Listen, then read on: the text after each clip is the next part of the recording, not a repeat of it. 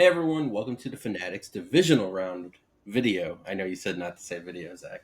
Before we get started, make sure you like the video and subscribe to the channel. Also, check us out on socials, which is mostly Facebook and the Instagram. We have Collin here today.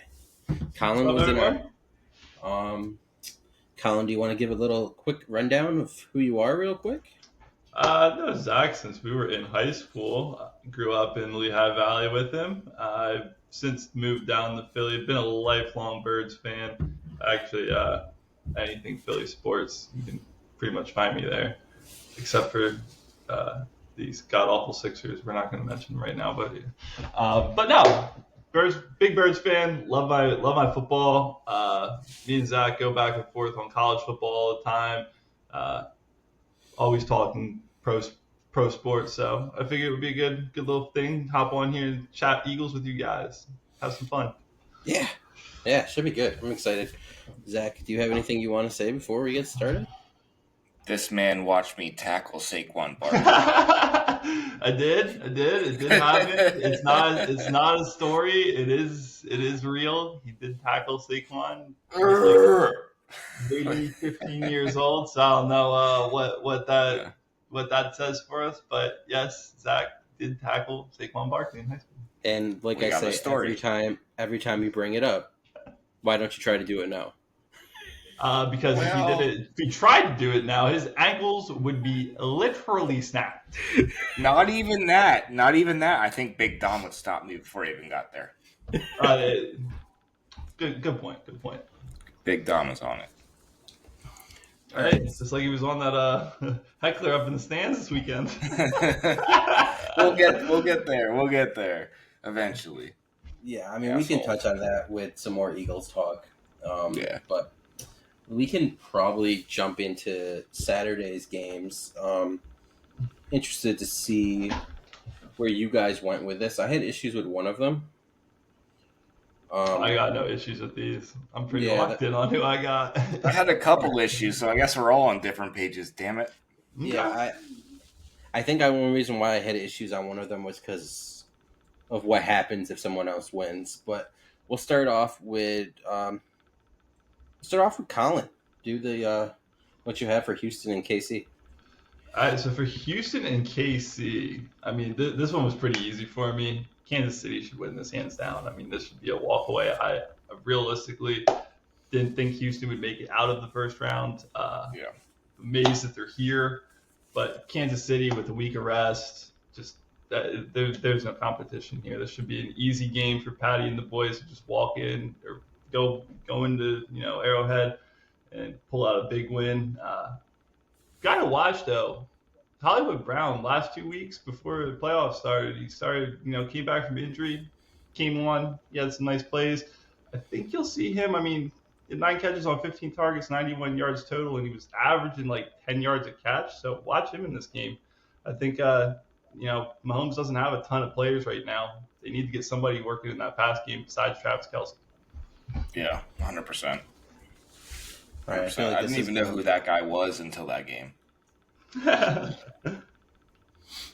Go ahead, Zach. Well, I mean, so the Kansas City game versus Houston, I think it's 8.5 point favorite was yesterday. Mm-hmm. I didn't check today, but I think it could be a good game.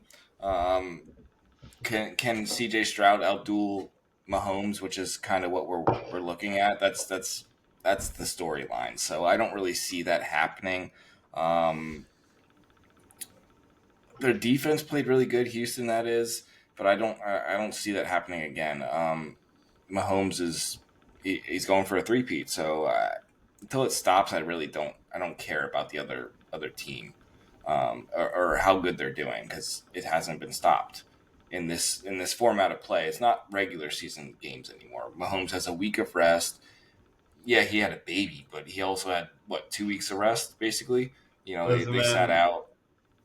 It doesn't matter. You got to wake up and do your job. So that's where he's at in his life, in my opinion. So yeah, you have as your highlighted guy or key player. I think we all know Patrick Mahomes is going to be the highlight. All right, that makes sense. Chris Collinsworth is somewhere. So I have Houston. I'm joking. I don't have Houston winning. I have Kansas City. Jesus. I have Kansas City winning, and I actually wrote.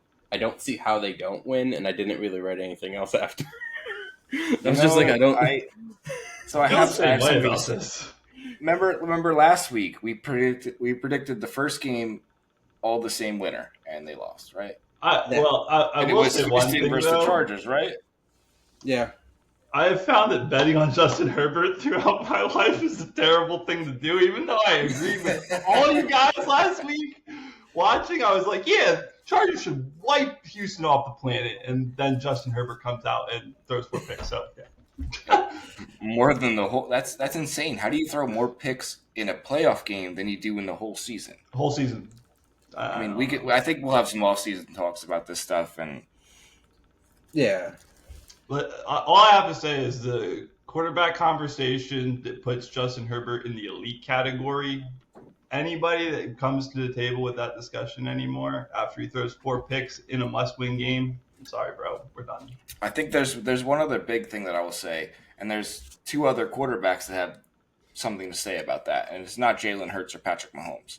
So do what you will with that. We'll get there later. All right. So I have Travis Kelce down as my key player.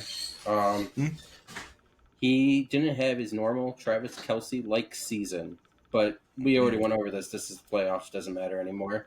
So I just don't see how he's not going to be the main factor going into this game. So, I mean, I guess that also falls on Patrick Mahomes. So key player Patrick Mahomes. I mean, if we're gonna like crown an MVP of this game, I think it has to be the Kansas City defense, because I think C.J. Stroud in that offense, along with the defense of Houston, is really clicking.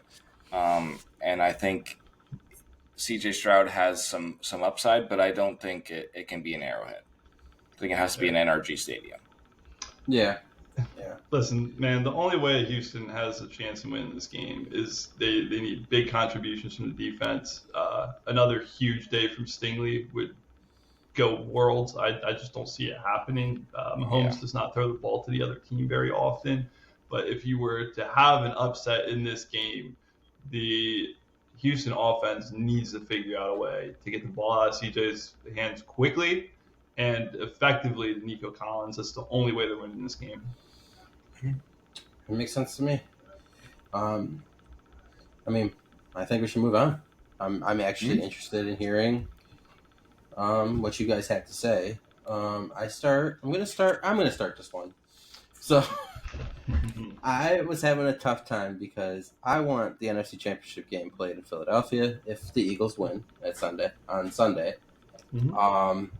So I was going back and forth with it, and I do think that Washington would be a good football team in the future.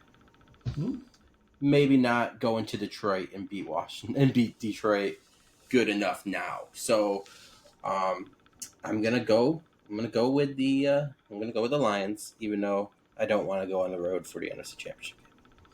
So I can't disagree with you. Yeah. Well, I'm going to disagree with you both.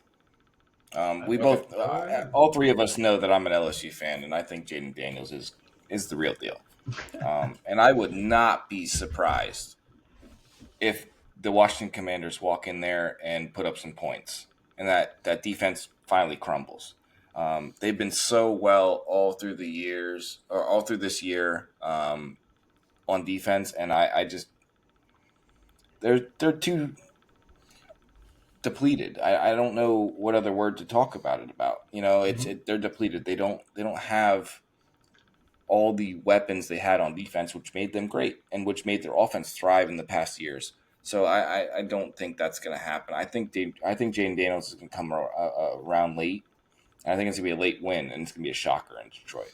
Because I don't want to be totally wrong, at the end of my sentence, I wrote, I will not be shocked if Washington does end up winning still. So I just want that to be clear, because I don't like to be wrong. They haven't played a quarterback yet. They played Josh Allen, which is a fullback that can throw the ball, in my opinion. I 100% agree. And I'm actually I'm on board with Zach on this. I think now, not for the reasons Zach is, because I listen. I love Jaden Daniels. He's done incredible things this year. Never would have thought that he could have reached what he's done first season, but credit to him. Credit to Cliff Kingsbury getting the most out of him.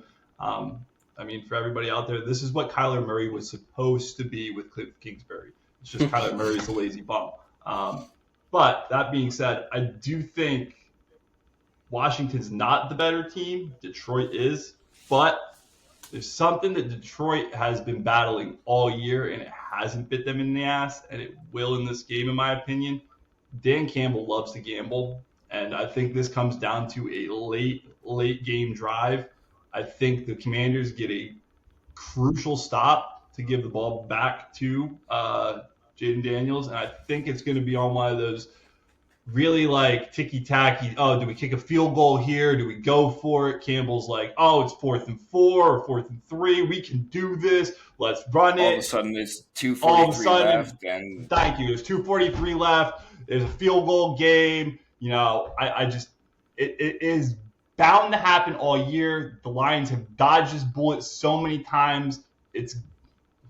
I mean, listen, I just think that Dan Campbell is what holds this team back. That's it. Yeah, I don't think I looked it up earlier today. I don't think the Commanders have been to the NFC Championship since 1991. Yeah, it's been a long time. None of us were born. Nope. None of us were born, and I think they might get back there, but I don't think anything else happens after that. Like I said, no matter what the outcome of this game is. Yeah, I don't think it's because, again, Washington is the better team. It's just I think Detroit's – listen, we're in the playoffs, man, and every little decision counts. This is something that bothers me about the Birds with Sirianni, but, you know, in 2017, did nothing – we could do no wrong. This year, it's gone back and forth. I see the same thing up in Detroit. It's just Campbell makes some really, really, really head-scratching decisions. At least Sirianni, when he does it, I can sit there and justify it. There's times Campbell does it, and I'm like, bro, why? What are we doing? What are you chasing? What's the end goal? Just a win. That's what they're chasing. You know, we have. I don't know, man. Sometimes I just feel like he's doing stuff just to prove a point. Yeah. I can't disagree with you there. I do that thing too. So. Yeah, but the difference is we're not head coaches of a football team looking to make it to the NFC Championship game. So maybe one day. Xbox, man. One day. All right, moving on. So, all right, wait. I know you're not gonna be a fan of this. We're saving the Birds for last. So we're gonna start. That's what I was doing. I was moving right over that one. All right, so we're gonna start with Baltimore and Buffalo, and Collin, go ahead. All right, so I mean, you want to talk about a hard game to predict a winner? This was my game that I sat there and went back and forth for like literally an hour. Battle of the MVPs. Josh Allen's had an absolutely crazy season. Lamar, nothing needs to be said for it. Dude's on another planet right now. They're both playing out of their mind. I do think Buffalo's going to pull this out. I think this is a high-scoring affair. I just think the Bills' offense is just way too crazy to stop right now. What Brady's been able to do as OC out there has been absolutely insane. I mean, from where the Bills were at last year when they fired their first OC and brought him in, or promoted him and let him take over, it's light years different. That team is now an actual offensive powerhouse. They use both, the run and the pass. And Josh Allen's not a human. Like, he's just not human. Yeah, he's a corn stalk in Iowa somewhere or something like that. Dude, I don't know where you find him. I don't know how. Like, his parents need to be studied. I don't know how you have a child he's like, bro, he's 6'5", like 245, and he runs like a gazelle. You can't tackle him. Bro, it's Magic Johnson throwing the football. It's crazy. I've never seen anything like it before. Yeah. It's like a reincarnation of Magic Johnson winning the point in football. And he's like not an idiot. Like, the guy's got a pretty decent brain between his head or between his shoulders. So I mean, like, I don't know, man. Like I said, Yeah, study his between the parents. brains and shoulders are a different scenario. I mean, Lamar and Jaden Daniels kind of work between the shoulders. Josh Allen works more in between his head and straightforward. So that's the one reason why I don't mean to bring the game up again, but I really think the Commanders can pull off that upset. It's not the same quarterback that they saw in Josh Allen when they played Buffalo. Um, that's one thing that I would say. As far as that game goes, I had a really, really big discussion with my inner self about this game. You know, do I want to run you over, or do I want to run around you? You know, and I really think in the end, it's going to be a really exciting game. I think it might be I agree with Collin. It's going to be the most high scoring game of the weekend, in my opinion. But I This don't think might it's be the going to be most that high high scoring scoring. game of the entire season, though. Honestly, I mean, you're looking at two of the best offenses in the entire NFL. Yeah, other than the Birds, we'll get there later.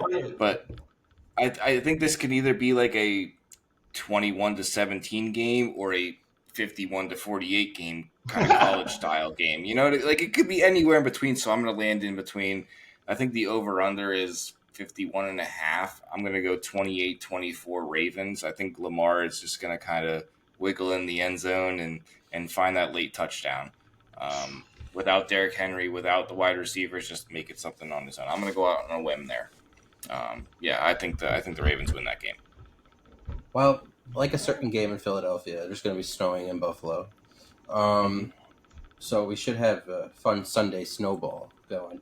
Okay. But I love it. I picked the Bills to make the Super Bowl last week. Why'd you do that, Nick? I can't change my mind now. So I am going to go with Buffalo, but with Shakir being like my key player, because I have seen a player really step up with the absence of them losing Diggs, and he's become a really good, fun football player to watch. And I mean, Josh having targets to throw to is just scary, right? So, I'm gonna go with Buffalo. I don't know the score. I think it's gonna be one of those more higher ones.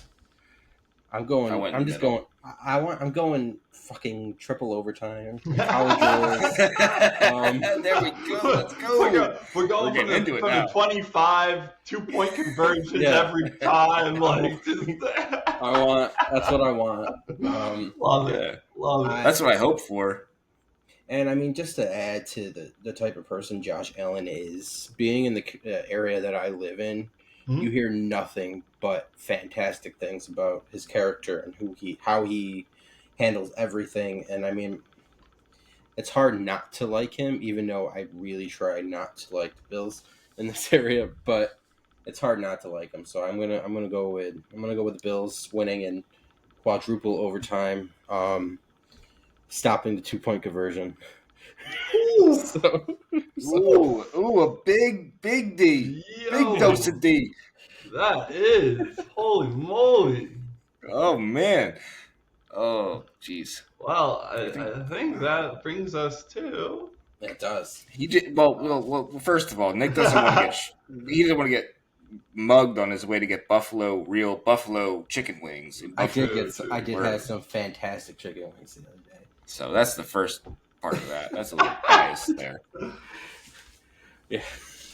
All right, one. Let's get to the Birds, boys. Which is part of a chicken. You can't have. All right, so I'm gonna let you guys. A bird or a duck. We don't need to make picks for this one. Just tell me why. So go ahead, guys. Listen, I'll kick you off here. I think this is a big. I know everybody saw what Saquon did last game. 300 plus total yards from scrimmage, 255 on the ground. I don't think we need to talk about it. I can tell you right now, the only thing that Sean McVay is throwing up in the Rams practice facility is 26. He's everywhere you look in that building right now. You probably can't turn and see a wall without Saquon Barkley's face on it. So I think the big thing here is the pass game has to get going. AJ with one catch last week, that can't happen again. We can't have Smitty getting involved in the third quarter. I understand, we didn't really need it last week. It wasn't a huge thing. Those guys did look a little. I almost used the word rust because when you break down the actual film, the Packers played really, really good, solid pass defense. They were covering guys, passing dudes off in zone. There wasn't a lot of open windows to throw the ball, but this week, knowing that we did gash the Rams in the regular season, I think they sell out hardcore to stop Saquon. Now, that being said, still think he has over 100 yards on the ground. I still think we're going to do what we regularly do, but AJ and Smitty got to get involved in this one. And then on the defensive side of the ball, I think your key player to watch in this game, your boy Coop. He's going to be up against Cooper Kupp. Coop versus Coop. Yep, Coop versus Coop. And honestly, he locked him up, gave him that South Philly pretzel in the first matchup. So I think we're going to see the same thing here in the second. I don't think that Cooper Kupp's really going to have a great day. And we all know what happens to Puka Nacua. I don't care which side of the field he lines up on. He's going to be in a nice little cell all day long. Have fun. Yeah, a little bottled up, huh? Yeah, it's hard to get past those guys on the outside in this Philly defense. You know, you got Darius Slay. I understand he's an old man, but then on the other side, Kunyana Bay, like, just take your poison, man. Have fun. Yep. So, my thing is, do we need to pass the ball more? If it's needed, I think we should see how Saquon handles that defense first. Because, Jalen Hurts said it today. I don't think there's been a game this year that he's been shut down. Nope. And then a reporter said, well, they tried. And he said, they tried. Oh, well. Jalen, the issue with Jalen is everyone thinks that he's not throwing the ball because he's not good anymore or whatever the media wants to try to say. But the issue is we don't need to. So we're winning the games the way, however we can win. So, I do think that Saquon's going to end up taking over, especially if the weather is as bad as you guys are telling me it's going to be. Yeah. So, I'm having Shady McCoy snowball flashbacks in my head, and maybe that's what it is. I don't know. No, it's funny. I texted Zach about that earlier today when you guys were talking about that. I was like, "Yo, Shady 2.0 game coming up." Yeah. But you know, with the weather, I also can see a little bit of that quick pass game coming into play, man. I don't think you're going to stretch the field. Like, you know, the narrative on Jalen's been you can't throw the ball deep. Obviously, you're not going to have to this weekend. Yeah, I don't see a way in which, or I don't see a world in which you have to throw the ball 20 plus yards down the field in a game where it's snowing. Mm-hmm. Well, first of all, look at last week. The Rams had 9 sacks. 9 sacks. You can't hold the ball. You can't hold the ball to 7-8 seconds to throw the ball to Jahan Dotson in the back of the end zone. You can't do that. You either have to throw the ball or run the ball. Mm-hmm. That's it. So, but I love this matchup, man. Bring LA across the country to the freezing cold confines of Lincoln Financial Field. Do it. Let them come across the country. That's fine with me. But in my opinion, I think our offensive line is going to just dominate. Whether it's snow, rain, sleet, sunlight, I don't doubt those guys. I can't. It has not been proven to really fail, other than maybe the run game and the Commanders game. That's about it. In the Commanders game, the defense was tired. They were out there a lot. Then that was getting end of the season. There's other things that are going on that we don't know. There's so many factors that made that Commanders game what it was. Jalen going down early, like Nick said, the defense spent like 3/4 of that game on the field, and it's not like the Commanders were just pass, and then all of a sudden they have a first down. Like, they were grinding out yards. That defense got tired. That was the most they ever had to play like that. It just, the Commanders game where we lost that's an outlier. I don't look at that as anything to take into the end of this season. Yeah. If Jalen was playing in that game, they win. Oh, 100%. 100%. Yeah. like I said, in my opinion, I think our offensive line is going to dominate the line of scrimmage. I think it's a convincing win. I think it's I agree with that. kind of easy, not on the same level as last time when we played them, where we rushed for 255 or whatever yards it was with all the running backs and over 300 total for Saquon. But I do see a 2+ touchdown win. I think it's more like 37-20. Yeah, And I don't disagree with that. That was before I saw the weather report. So maybe it's 27-10. I was gonna say I think we won't see as high scoring of an affair because of the snow on the ground, but I do think the Birds come out of this with a very convincing win.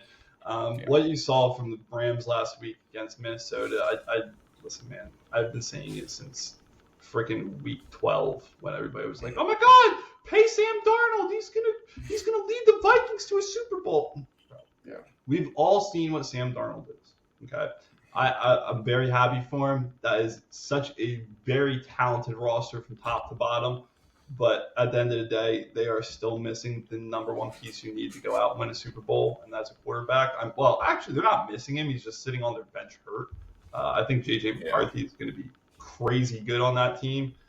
But that being said, Sam Darnold is still Sam Darnold. Like, he didn't go to Minnesota and have an epiphany and figure out how to play. If you watch the tape, he's the same dude. It's just Kevin McConnell is a very, very good coach. He knows how to scheme guys open. And when you have two of the best wide receivers in the NFL, I think I could throw those guys the ball. I could from here. You got to chuck it somewhere. They're down there, right?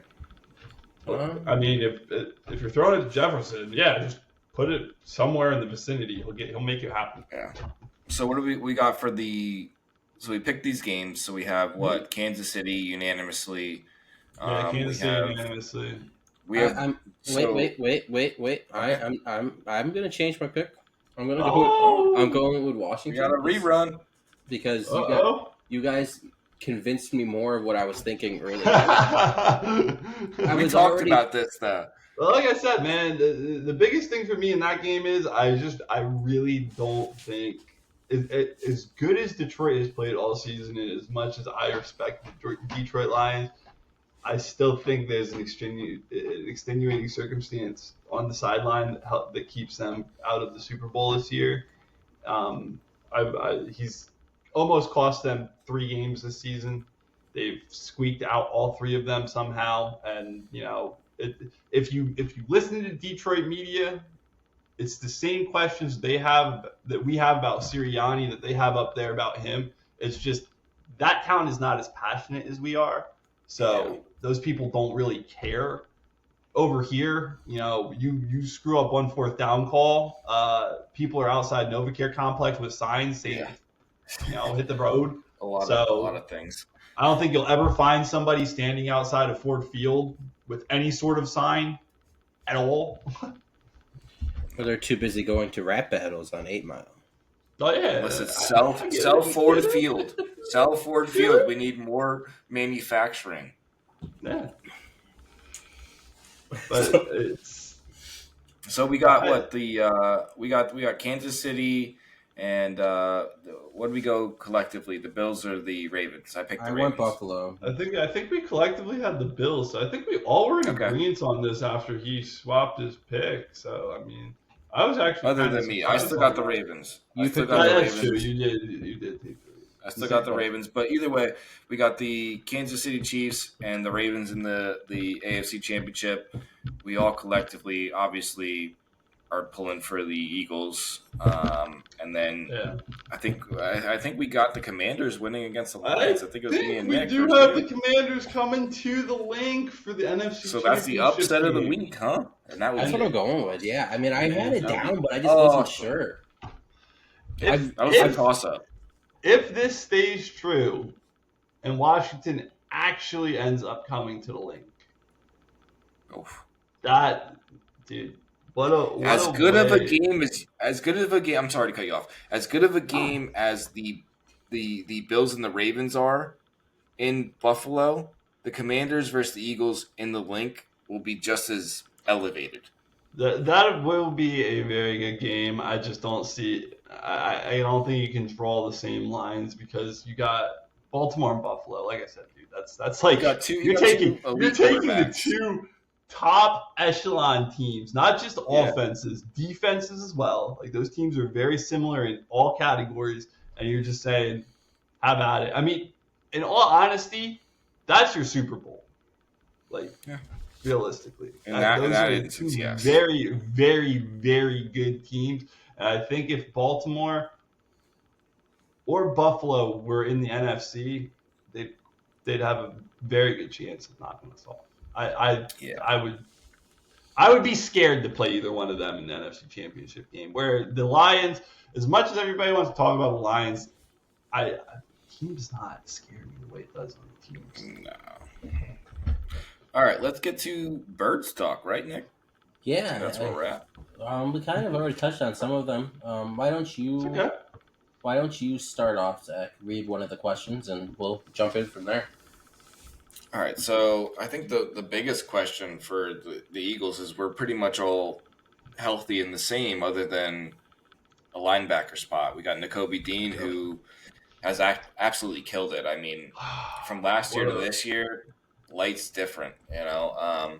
So can Trotter Jr. and Oren Burks step up and actually collectively fill that hole, or is that debatable, or is the both of them good enough to do what he's done for this past 17, 18 games?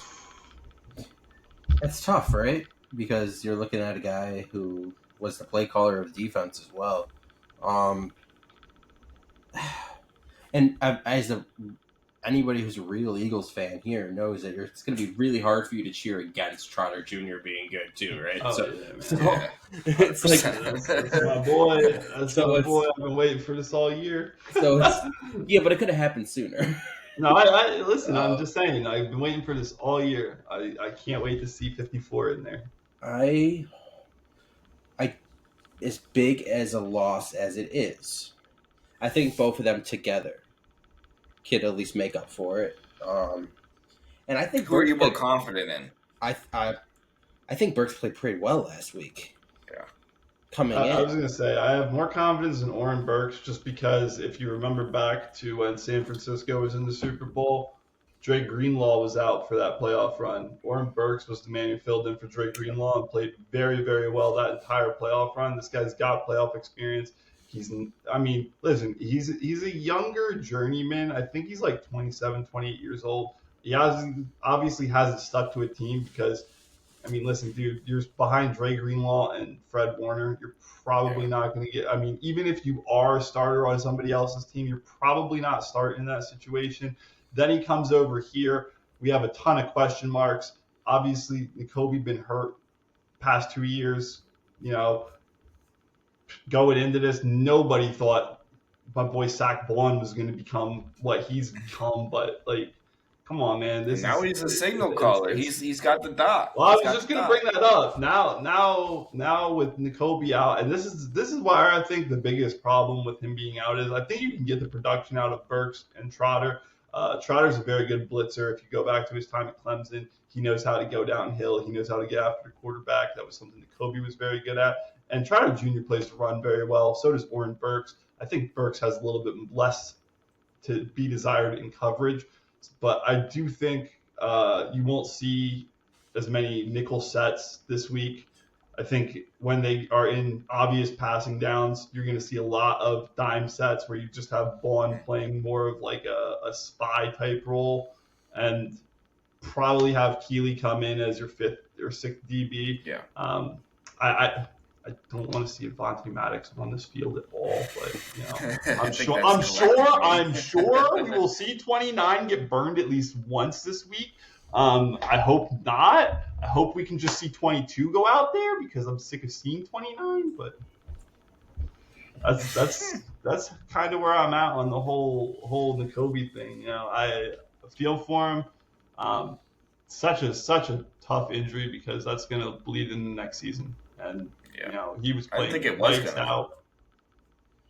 No, it definitely will. He tore a patella. Yeah. That's not an easy recovery. It's not like tearing your ACL. It's a much longer rehab. Feel for the kid because he's been through so many injuries and Yeah. finally got to show off what we thought he would be when we drafted him in the third a couple years ago. Really, really started to live up to that hype, But again, unfortunate injury, and this opens the door for Axeman Jr. Let's go, boy. Do we want to talk about Wow. how I completely jinxed N'Kobe Dean last week, Zach, or do we want to Oh, ignore that? No, we're I definitely I was talking about him, I remember. and and my boy just died.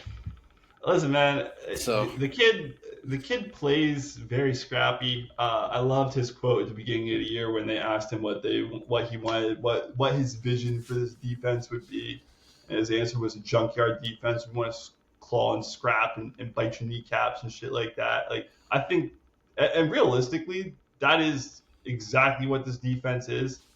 There isn't one guy that stands out on this defense. A couple of years ago, you could go back and you could pick, like, obviously when Haas was here, you could sit there and say Hassan Reddick was a game wrecker every game. When we first traded for Slay, he was still big play Slay. He's made, a couple picks every season. Guy was outrageous. But now it's more like a collective thing. Everybody just flies to the ball, and you got these young guys like Coop and Quignon. Zach Bond's pretty young, even though he's been in the league for a little while. I mean, I think he's under 27 years old. So these guys are all ridiculous. And then you got Jalen Carter, who, after watching the Green Bay tape, I don't know if there's a single team in the NFL that can stop this kid, because they were triple teaming him and he was still wreaking havoc in their backfield. That man can move. He can move a whole bus. Like when people said he was like Aaron Donald 2.0, I didn't believe it. Now we're starting to see it. Dude, now we're starting to see it. It's scary. I've never seen a defensive tackle take a triple team. Yeah, he's moving buses, man. It's different. Yeah, definitely. Man,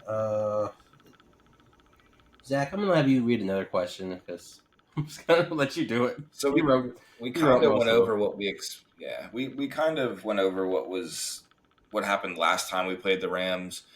Big game offensively. I mean, collectively, you have rushing going, you have passing going decently. I mean, it's not 200 yards, but it's good enough with what else is going on. So we'll skip over that.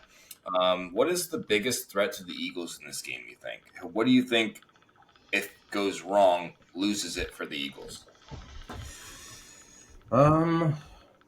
So I have Williams down, the running back.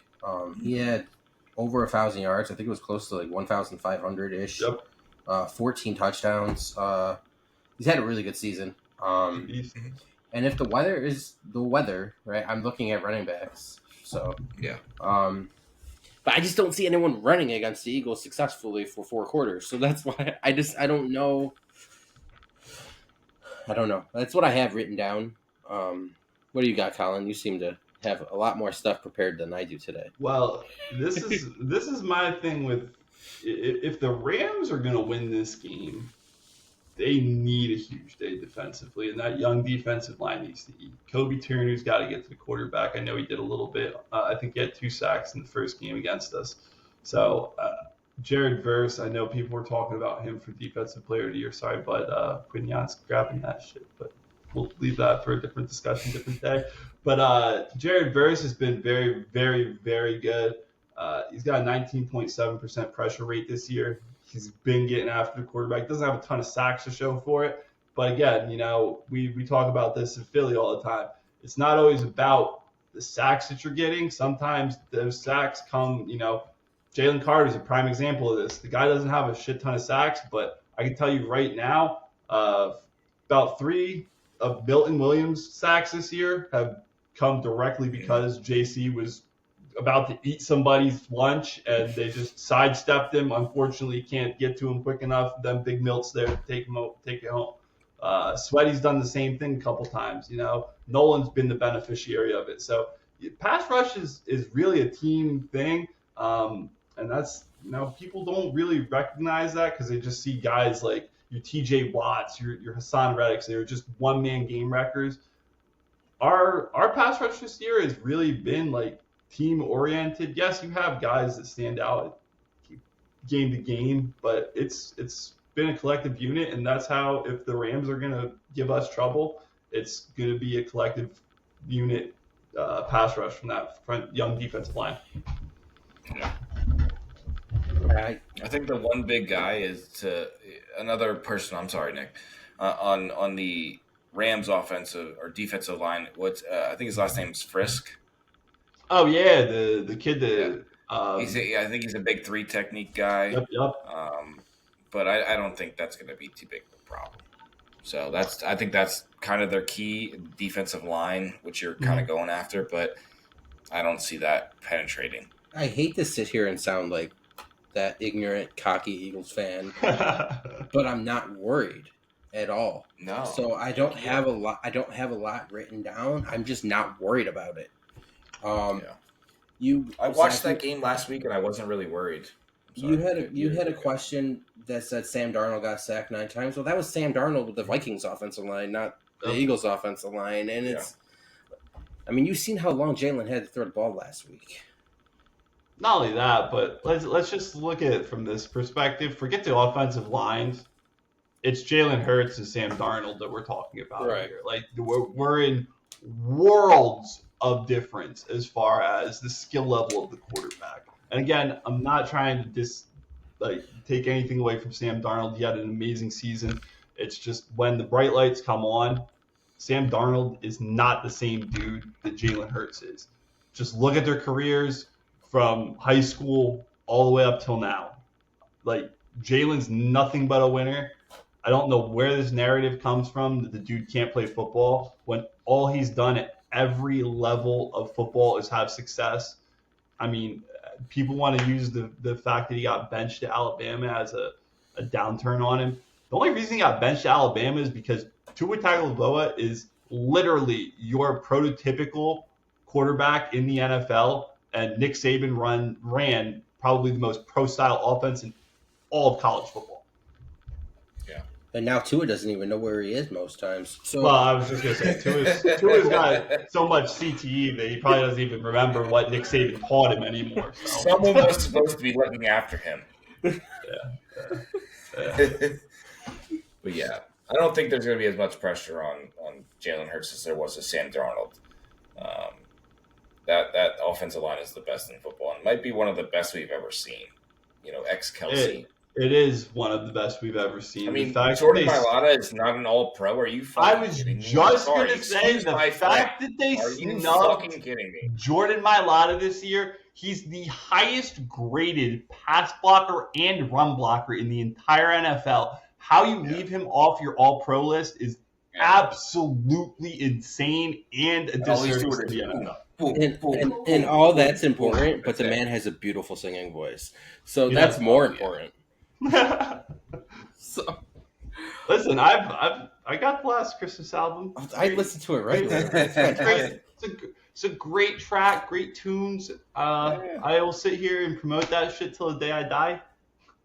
There's many things that you can give a lot of props to. That AJ? What was that? What's the book that AJ just the book that AJ is reading? Inner Excellence. Inner Excellence. Make sure you go out, grab your copy of Inner Excellence, #1 bestseller on Amazon right now. Thank you, Eagles fans. Yeah, and just read it at work. It'll work. I don't. Read it at work. I don't have a job currently, but when I do.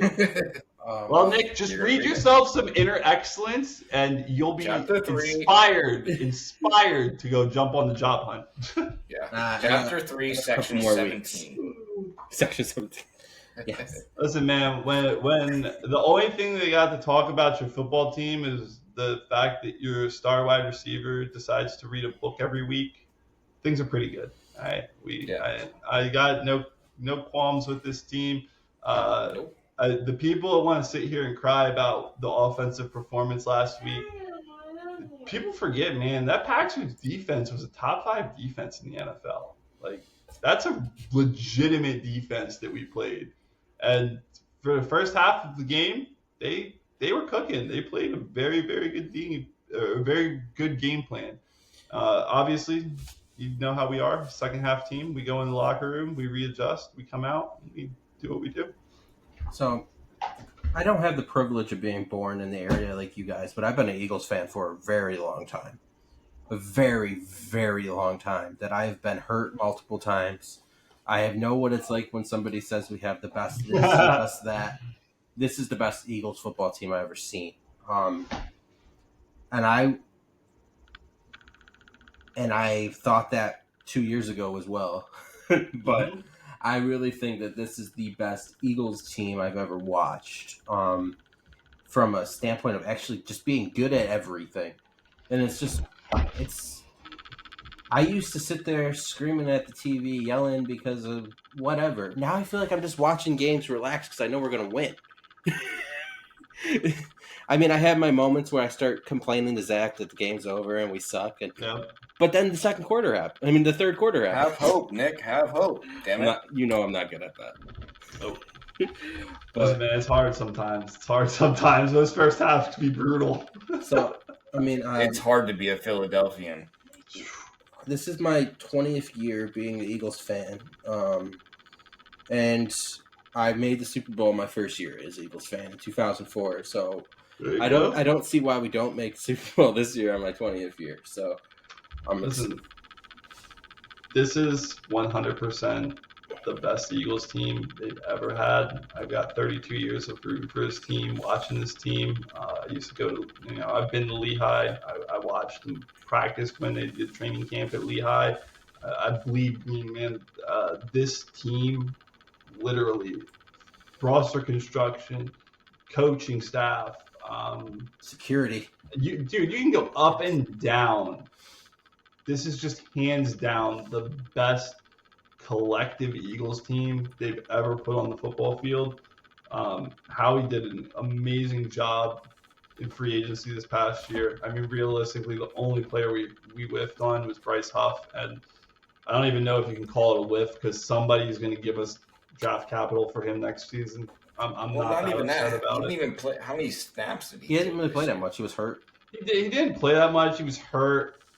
Yeah. And here's my thing. I wasn't really that excited about the signing when they made it because I was really hoping that Nolan Smith was going to turn into what he's turned into. And when we drafted him, when we drafted him, I remember sitting there watching the draft night, and Micah Parsons was on Lefko's pod doing that bullshit. Him and C.J. Stroud. All right. I can vividly remember when we took Jalen Carter. That man was literally about to be in tears. And then we come to the pick 31 and take Nolan Smith. And this boy almost, literally was about to walk off set because he goes, I recruited this kid to come to Penn State. I know this kid. He's one of the best damn pass rushers. I can't believe the Eagles just stole him. If he develops into what he's supposed to develop into, that's going to be one of the best picks they've ever made. And I said it before. If you look at what he is versus Hassan Reddick coming out of college, they are stat-wise very similar. Build-wise, they are the same damn player. The bend is unreal, the speed's unreal, and you're seeing it now. He's just got to keep developing, man. Yeah, On a different note, though. Go ahead. Oh, sorry, I came across this. So on NFL.com, the confidence ranking on the remaining playoff teams. Where do you think the Eagles are? Probably last. No, where are we? Are we first? So we're number 5 out of we're number 5 out of 8. So they have the Detroit Lions as number 1, Kansas City Chiefs number 2, Baltimore Ravens, Buffalo Bills, then the Eagles, then the Rams. Okay. What kind of rankings are those? How confident are you? Now, I don't get that. Question for you: Who do they ask for those rankings? Are those just like analysts, or does it Who tell the them hell anything? knows? Who the hell knows? Okay. They don't know shit I about was just shit. I was just wondering if it's like an NFL execs thing that they went and like Uh, ask executives, or if that's just like random Fox I Sports didn't read stuff. that far into it of Okay, who votes I and got you. what, but like Got you. it doesn't seem like anybody relevant. I mean, how do you have 1, 2, 3 AFC teams in the most confident rankings in the divisional round? There's 1, 2, 3. There's only 2 teams that can make it. How confident are you that the Baltimore Ravens are going to make it over the Eagles? Are you stupid? Like Well, that's dumb. I That's I dumb. think what this comes down to is a lot of times when they do those power ranking things, it's based off of statistics, and if you're looking at statistically, I I don't would. care about statistics. This is No, I know, confidence but what I'm ranking. saying is when you look Come at into my house, statistically, motherfucker. Sorry, cut that out. I'm yeah, not going to.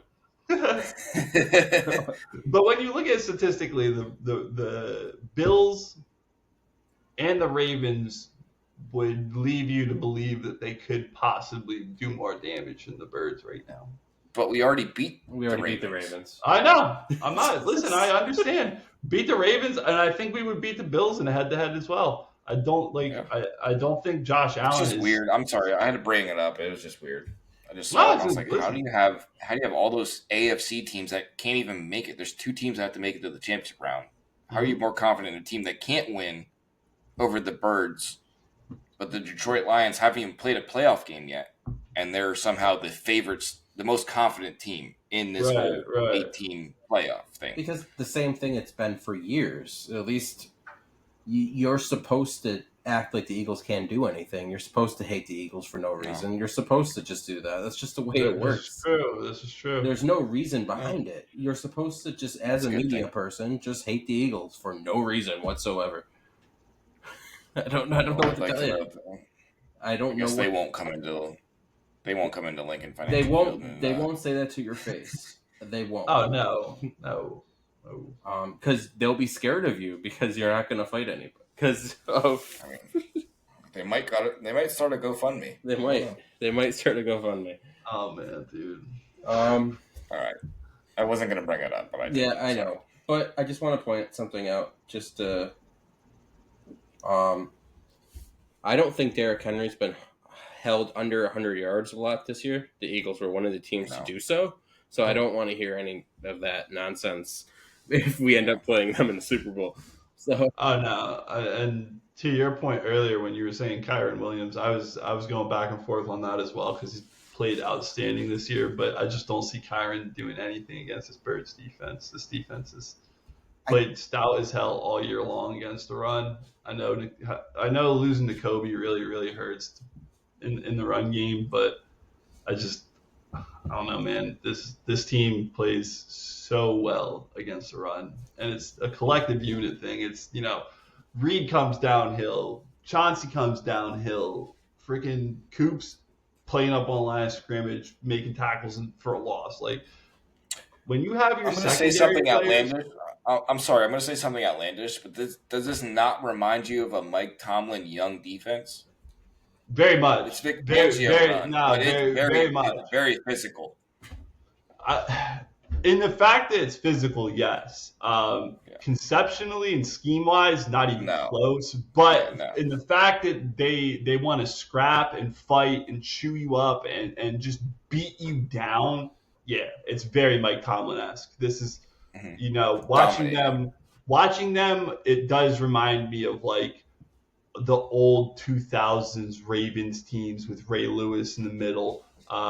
Even like, I'm still sticking to my time period here, but like Brian Urlacher Bears teams, like those were some dog defenses. James Harrison just going to run through your chest. Yeah, man. I was just going to say those James Harrison-led Steelers defenses of the early 2000s, even going back to like those Teddy Bruschi Patriots defenses with him and Vrabel in the middle, bro. Those, like, you're talking about some defenses that just whacked you in the teeth and made you feel it. And that's one of the things that sticks out about this defense. They figure out a way very early to leave their mark on a game, and it's usually by sticking somebody big early.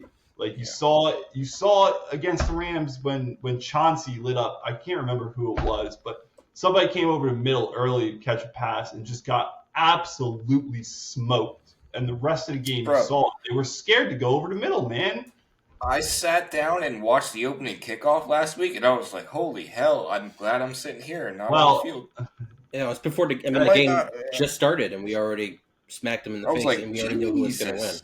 Yeah, two things on that. Just That the should have hit. been- I don't care that where the should have ball been a- went. The That hit. should have been a roughing penalty. He did hit him helmet to helmet. Well. And also, I still have no idea how they recovered that football.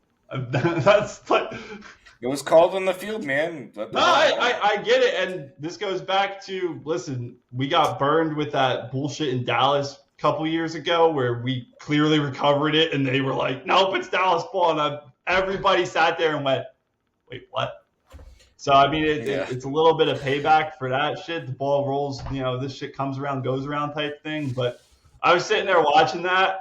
It was like, if anybody wants to tell us that the refs weren't on our side this game, please run them back to the opening kickoff. Yeah. One more thing I wanted to touch on. Okay. I'm sorry. We'll get one more thing. Just the injury report for the Birds. Okay. So we have Saquon Barkley, A.J. Brown, Cam Jurgens, Jordan Mailata, and Josh Sweat all did not practice today. They're all going to be all rest either next for game, right? Yeah. So everybody except for AJ was rest. AJ was knee and rest. So I think he's just been nursing something. It's just rest. It's been saying that for the last couple weeks. You're gonna see that next to AJ Brown's name probably for the rest of his career from week 15 on. Don't think that he's hurt. He's got some sort of degenerative knee problem. He starts to have knee trouble late in the season. It's going to be with him the rest of his career. I've heard a lot of talk about this for the past 2 weeks. It's just preparation. Well, what it is, I think he's got the same issue that Kobe had. I think his knee is just degenerated, and he's got bone on bone on the one knee. That's like my back. So, don't tell me that. That's but what I'm saying is, it's something that they manage with pain shots. He gets, it's not something that he can't play through. It's just they'd rather not have him overwork it during the week so that it's inflamed for game day. I think what they do is just do a round of shots for him throughout the week so that they can keep him managed through game time. But, this is something that a lot of athletes, suffer from. I wouldn't put too much stock into this. Dude still plays extremely high level football. Yeah. I wouldn't worry about it too much. But yeah, I think you're going to see rest and knee next to his name for probably the rest of his career past week 15. Yeah, something to look at. I wouldn't. Yeah, I mean, I feel like he could play with a broken leg and we wouldn't notice the difference. So, probably right. So, yeah. All right, T.O. Yeah, I was a little T.O. shout out, I guess. I know, and other than that, that's it though, right? Injury wise, just really Nakobe Dean. I think it's just Nakobe. We're extremely healthy running into this part of the year. I can't believe that literally our biggest injury right now is Nakobe Dean. Like that's unheard of. Imagine that at week 1 or in the preseason. If your biggest injury is Nakobe Dean. Oh wow! Listen, man. Right? Go tell Dan Campbell that in week 20, the only player that you're going to have hurt on your defense is your starting middle linebacker. I think he'd trade his kids for that right now. Yeah, he might trade his Monday morning coffee run with his wife. Brother, I think he'd trade everything for it right now because that Lions defense is literally second and third stringers. I don't know if there's a single player left that started the season. Oh no, Kirby Joseph's still there. Wow. That's a thriller. Like, outside of Kirby Joseph, I really don't know if there's another player on that defense that started the year and is finishing the year as a starter. It's crazy. No. Well, I think that's basically it. I mean, shout out to Carl Anthony Towns wearing the Eagles shirt during the Sixers Knicks game Yeah. today. Yeah, Sixers Knicks, and he comes to town with his Birds jersey on. I Fuck the love it. Knicks. Yeah, So fuck the Knicks is shout out right. to Carl Anthony Towns. Love They it. made him change in the second. And Jalen Brunson. Fuck you, Jalen I Brunson. was just gonna say he's got a bunch of Nova kids on his team. Like, Yeah. come on, man. They made him change in the second half. He had like this, I'm sure they did. I'm Like- sure the Knicks were not happy about this. but I mean, Oh, what an outfit. He looks like a 76er now. I was just gonna say you should have been sitting on the Sixers bench, baby. Come on, man. Yeah. If I'm the Knicks ownership and I'm seeing that, I am furious. trade him immediately. We'll give you Embiid anyway. I'll do that. Well, what does Josh Harris do if his Commanders win and he has to go to Philadelphia for an NFC championship? Does he stay home? Also, Like a little bird? I don't know if you guys heard, but quickly before we end this thing, I want y'all's take. Okay. New stadium plans have been announced. Sixers are nixed. They are not going to Market Street. They are no longer going downtown. We are going to have a sports complex kind of like the Atlanta Battery. If you've ever seen the Atlanta Battery, pretty cool place, pretty cool complex. Give me some thoughts. Zach, you go first. Nick, you can go first. Uh, Okay, I'll go first. Yeah, this. Well, I don't even live in the area. First- You go first. Yeah, so I mean, first of all, I did not want it to go downtown. I think it belongs in South Philly. Whatever sports you want to play in Philadelphia, that's where it belongs. I'm not taking a bus. I'm gonna drive there, and I'm gonna walk through I mean, unless I park at Colin's house, because maybe I'll take a bus or train or something, or he'll drive. I don't know, but Nah, I'm not going down. baby. yeah, exactly. So Game I'm days not. we I'm Uber. not I'm not going through a little city setting to try to figure out $70 parking in an arena to go to a $300 per ticket event in the middle of Philadelphia. It's not happening Yeah. for me. I'm not doing it. I've never been to a 76ers game. I'm not a basketball fan like that. I like certain basketball players. That's about it. So it did nothing for me. If anything, I would have went there to see the Flyers if they were to participate in that, just to see some action. But the fact that the 76ers So came back I will to the give you complex, I'm good this. So right now it's supposed to be a joint venture type thing. They would be Mhm. building two different. It would be one massive, like individual building, but you would have an individual section for the Sixers and an individual section for the Flyers. So it would be pretty cool the way they're talking about this. The other big thing, and now we finally kind of have answers as to why the Eagles sold the minority portion of the team. Just like If the this Phillies.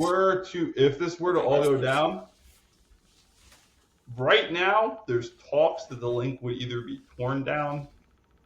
Obviously, you guys know that we were thinking about they were talking about putting a roof on it, but I think the way this is going is the link will probably cease to exist and they'll build a new stadium if they do this whole thing, because Comcast is trying to buy up a portion of the Philly Navy Yard to kind of expand the sports complex. So I can add, I guess, a little. I can't say as much as you guys. I don't. I've been to the area maybe a handful of 10 times. But from what I can say is there's no greater experience than Mm-hmm. parking your car or being dropped off in a South Philadelphia and spending your time outside of those stadiums with those hooligans. There's nothing. There's nothing better. And as somebody who kind of, when I became an Eagles fan, got trapped into this Philadelphia environment that has made me expand more. There's no better feeling than being there. Yeah. It's my Disney World. So doesn't matter what event I'm going to, the Phillies, which I really hope I go to baseball games this year, guys. You're going to baseball. Listen, man, we're going to baseball games this year. Because have to. I'm overdue. Have to. I am overdue for some baseball games. I am surgically ready. Yes. There you go. Yeah. Nick Love was to do that. supposed to go to an Atlanta Braves game Yep. in the bank, Yeah. Oof, and that would have it been couldn't happen because Oof. You would have he's had a healing. time, man. Yeah, You would have had the time of your but, life. yeah. So for people who don't know, I am now half man, half robot. I There you had go. I had my surgery, Love and I that. am controlled by this little iPhone here that controls my back. It shoots. He won't let me have that iPhone, guys. Just It saying. shoots frequencies through my spine. Um, very much like AJ Brown's knee. That's my back. So but I can One day. control it with this little phone. And look at this, my back. It's my butt. It's not really my butt, but um, You a little thicker. yeah, just a little thicker, a little thick. Yeah, so that's about it. I think that wraps it up. Make sure you follow us on all social media platforms. Follow, like, subscribe. Follow, like, subscribe, order a T-shirt because we do have merch. Hit all the buttons. Which, Colin, I'll get you a shirt. Remind me. Appreciate it, brother. Yeah. I'll definitely let you know. Yeah, I'll need your address and Yeah, I'll shoot it over. yeah, and I'll get you a shirt. Sick. All your life information you'll need. I need your social security number. I need Blood type, firstborn. I got you. All of it. I need a credit card number. What tread your tires are? You don't want my credit card. I don't. Trust me. You don't it's want not gonna mine do either. anything. It's not going to do anything for you. Not So good for any of us. I'll give it to you. It's not going to do anything for you. Take mine. So, all right. So yeah, make sure you guys follow. Come, as we know, this was our first time all together. We're gonna be back next week. Hopefully, excited. For sure. And we are going to be live streaming on Facebook with the 10K followers that we have there. So that should be different. But I'm not too worried about it. You know what? I'm going to change it up. Colin, what do you have to say to end the podcast? I mean, honestly, this week, I'm just hyped. I think we have a stellar game, a stellar slate of games, but realistically, we all know what we're here for. It's Birds weekend. I don't think this is going to be a very well, it'll be an exciting game, but I don't think that we're going to have a whole lot of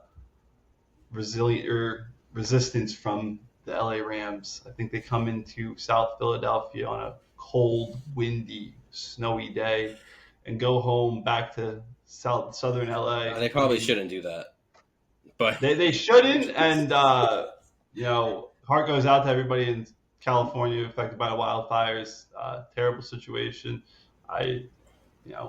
If you have friends, family affected by that, my heart goes out to them. But unfortunately, I think the Rams are going to have to go back home to what hopefully they have homes left. But if they're going to go back to LA and try and figure things out for next year because it's not happening here in South Philly. It's going to be a long, thoughtful flight. Shout out to the one Eagles fan that I met who drove from California the last time I went to an Eagles game. Shout out to you.